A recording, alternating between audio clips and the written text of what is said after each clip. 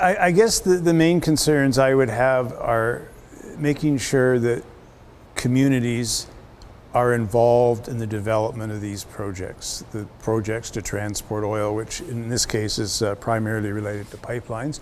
This is not just Indigenous communities, it's all communities, but certainly many of the pipelines in British Columbia, both existing and proposed, do substantially run through Indigenous territory. And I think it's really important that all communities, again including Indigenous communities, be aware of these projects, be engaged in them from the beginning, not at the end, and have an ongoing role to play in terms of the operation and do benefit in some way from the development of this kind of facility. When it comes to oil transportation, in the probably last 3 years or so, there's been a lot of information that's come out, primarily focused on a Kinder Morgan type project. And the concerns, is a broad range of concerns, from environmental impact to different impacts to ways of life and the social impacts. That we have a 60-plus-year-old pipeline running through our territory right now. And anything with age requires more maintenance. I think that's one of my main concerns, is how do we prevent and how do we take care of our territories? And the question would be, what's our responsibility when it comes to an aging infrastructure? Is the answer a new line? I don't think it has to be a new line, but I think regardless of the conversation of a new line, is how are we going to address the aging infrastructure, and what consequences could those have on our territories now? Not only pipelines, but the rail, and increased volume of rail transporting the products, and trucks as well. Both the trucks and rail, in many cases, are as close, if not closer, for longer durations to our communities and to our waterways. And so I think, in some ways, I hope there is that broader conversation, and we don't get sucked into a conversation about a project. It's really scary for me, because seeing the accidents that have been happening over the years on rail, on pipelines, and even on wheels. Like there's a lot of different things that are unknowns, and a lot of contamination that can happen in plant, animal, and mineral, and air.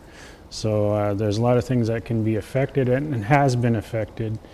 And I think there's been kind of like cover-ups that the media hasn't really been playing out those roles and being, I don't know how that's controlled, but like nowadays they have no real way to hide, because everybody's got a phone and can take pictures and put it out to the internet. There's, we have these things here now, so we have to learn how to work with what's there, and to try and make sure that nothing big happens that can destroy what we have. So that's the biggest problem I see, is coming together and trying to all work together and to make this something safe as we possibly can for the future. We are people of the river, and a lot of the pipeline goes along the river. So if there's a pipeline spill, it will have a devastating impact upon our fish and upon our way of life as Stalo people. One of the main right-of-ways for the pipeline is up Seamass Mountain, and just beside the one right-of-way is burial grounds. There's burial mounds. I have a direct ancestor that comes from Sumas, the first Commodore.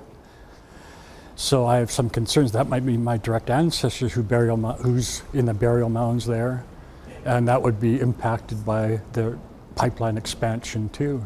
So sacred grounds are very much a concern. And as natives, we have to think of 7 generations ahead too. And there's not going to be oil. Oil is a limited, non-renewable resource, and it's not going to last for 7 generations. So if we use that perspective of 7 generations, then we got to be thinking of alternatives to oil and to gas. My biggest concern is the railway, especially where I live, and because it's so close to the river where our fish are. That's my biggest concern, and the drinking water.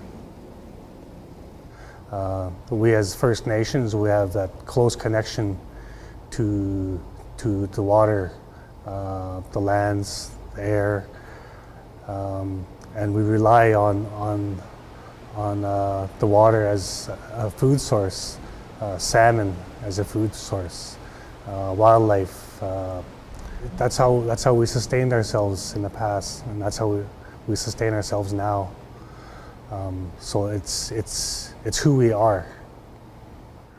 So, you know, being responsible stewards, we have to make sure that we look after our future generations. And, you know, how would a new pipeline or increased oil being transported through our territory, how would that protect our future generations?